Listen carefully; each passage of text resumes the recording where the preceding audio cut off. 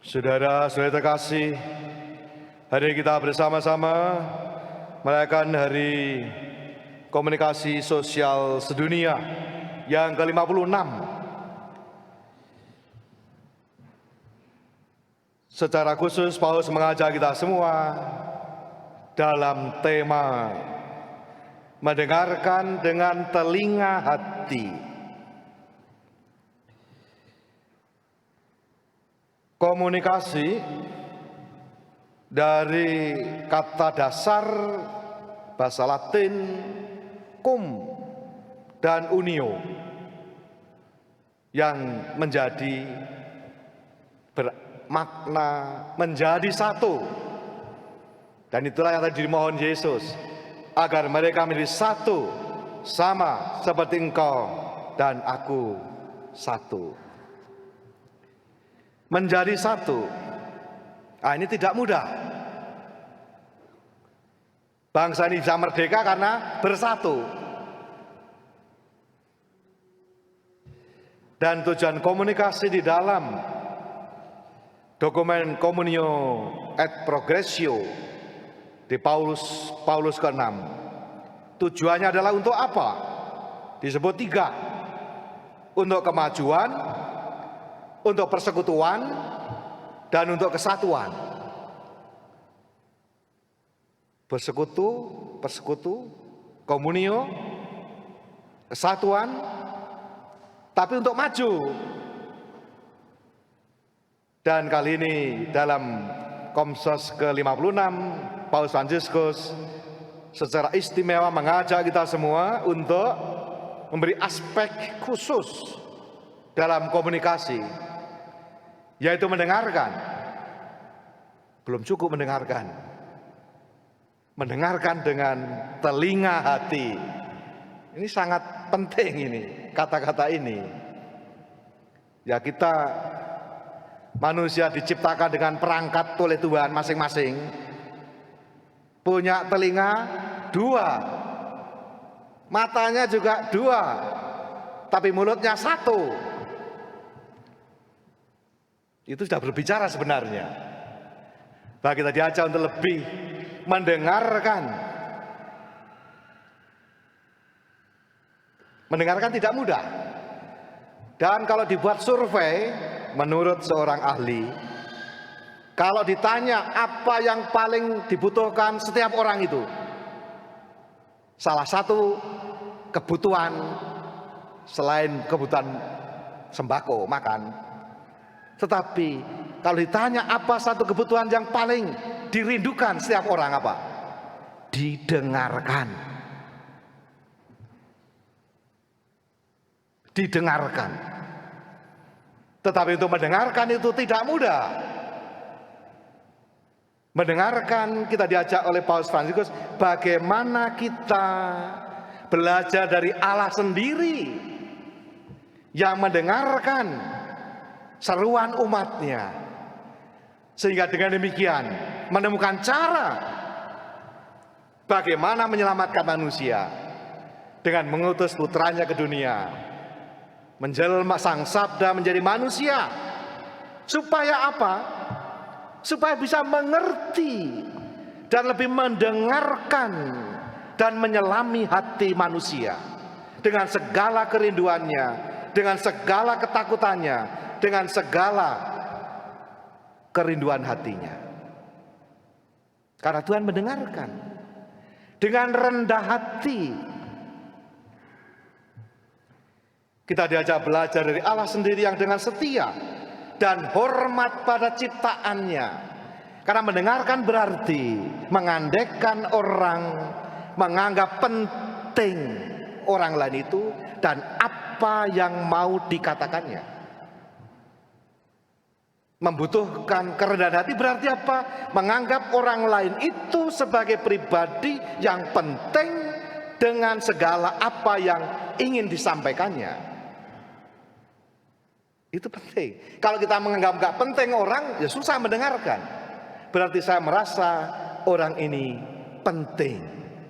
Nah, apakah kita bisa begitu? Paling tama-tama menganggap bahwa anaknya penting, istrinya juga penting, suaminya juga penting, cucunya mungkin juga penting, anak buahnya juga penting.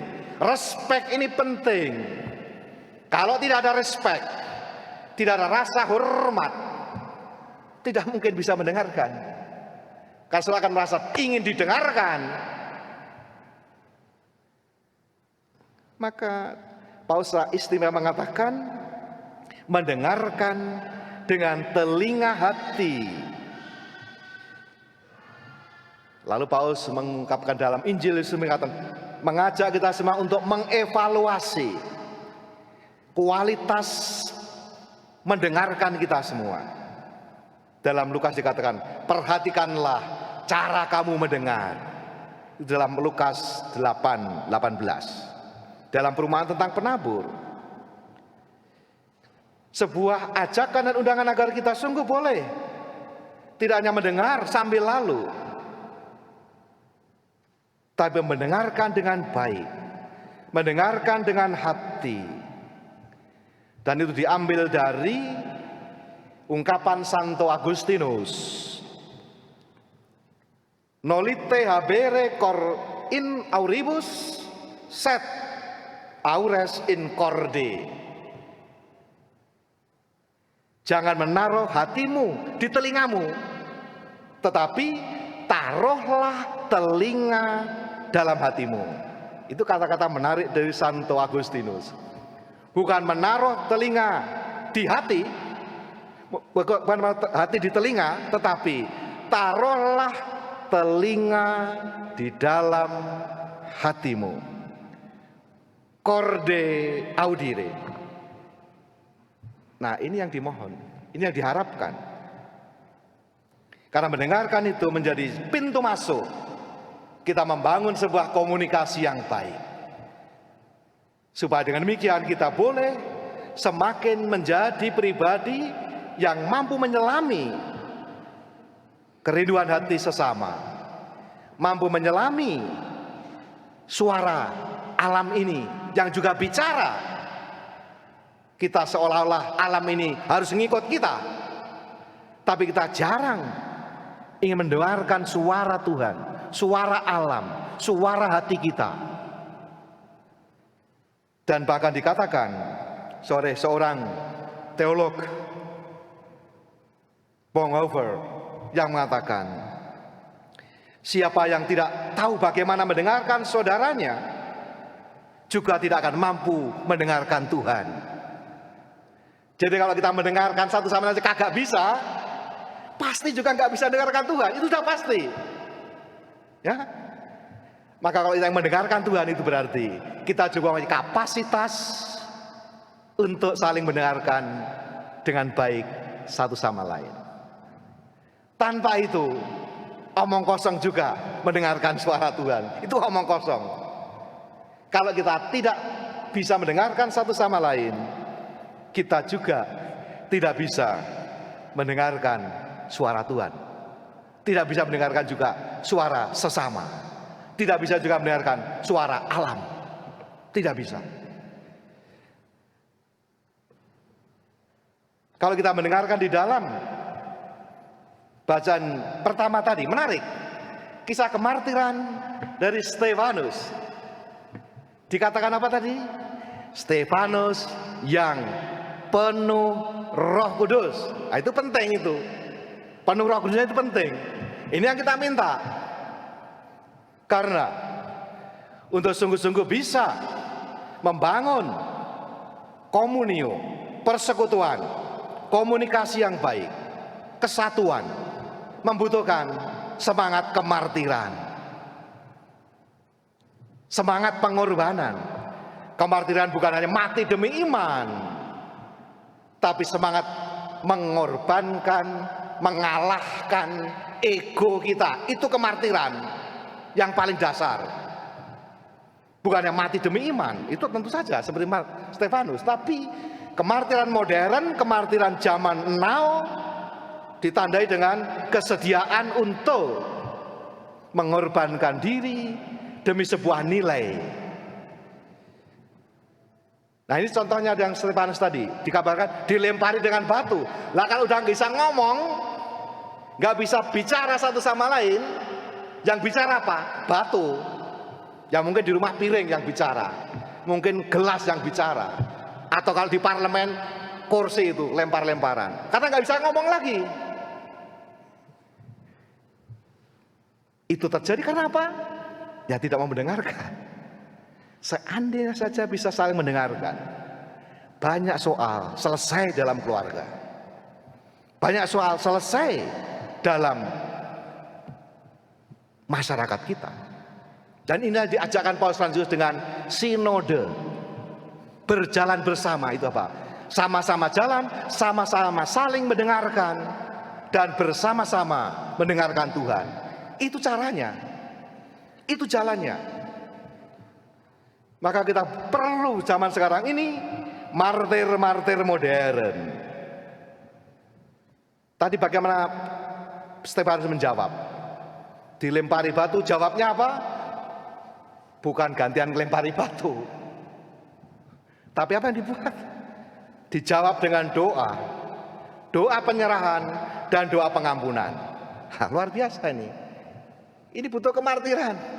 Dilempari batu, tapi jawabannya didoakan. Nah itu baru martir serius itu. Nah kalau Anda dilempari kata-kata yang tidak baik, dilempari dengan ujaran yang tidak menyenangkan, dilempari dengan berbagai macam hal, informasi yang tidak baik, nah gimana jawabnya? Ini martir. Yang dibutuhkan adalah dialog. Tapi untuk bisa berdialog mengandaikan syaratnya, yaitu mendengarkan dengan telinga hati, bicara dengan kata-kata dalam damai. Dan kalau orang gagal dialog, maka tadi ya lempar batu, lempar kursi, lempar piring, lempar cangkir, lempar apa saja, kekerasan. Bahkan di dalam suratnya itu pesan Paus Fransiskus di dalam minggu atau hari Komsos sedunia ke-56 juga menyangkut hal yang menarik. Kemartiran atas kesabaran. Nah, untuk menjadi sabar butuh pengorbanan itu. Mendengarkan dengan teliti, dalam mencari. Beliau mengatakan ungkapan dari seorang kardinal Agostino Casaroli yang diplomat ini, dan menemukan istilah yang menarik, kemartiran kesabaran. Jadi untuk bisa sabar itu butuh pengorbanan. Mengalahkan ego itu baru bisa sabar. Kalau kagak nggak bisa. Untuk mendengarkan dan didengarkan dalam negosiasi dengan pihak-pihak yang paling sulit demi mendapatkan kebaikan terbesar dalam kondisi yang serba terbatas. Nah ini dialog berarti mencari peluang sesulit apapun untuk mendapatkan kebaikan yang lebih besar dari situasi yang buruk. Nah itu butuh Roh Kudus. Butuh Roh Kudus. Maka kalau kita minta mohon Roh Kudus, itu maksudnya supaya kita penuh Roh Kudus seperti Stefanus. Juga dibutuhkan sekarang ini selain martir-martir persekutuan, martir-martir komunio.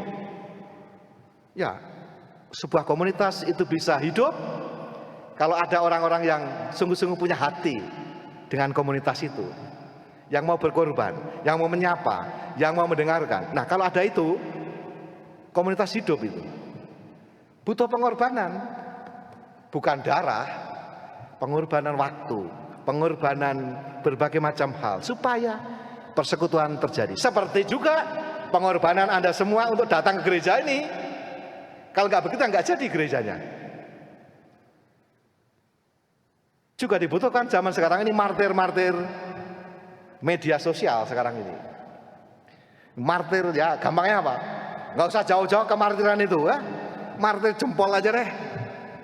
Dengan jari jemari Anda itu, Anda anti hoax, anti fitnah, ujaran kebencian, berita bohong, berita sampah.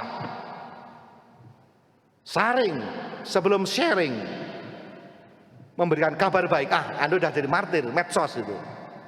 menebarkan berita-berita baik, kabar-kabar baik, memberitakan kabar yang membawa persaudaraan, persahabatan, kepedulian.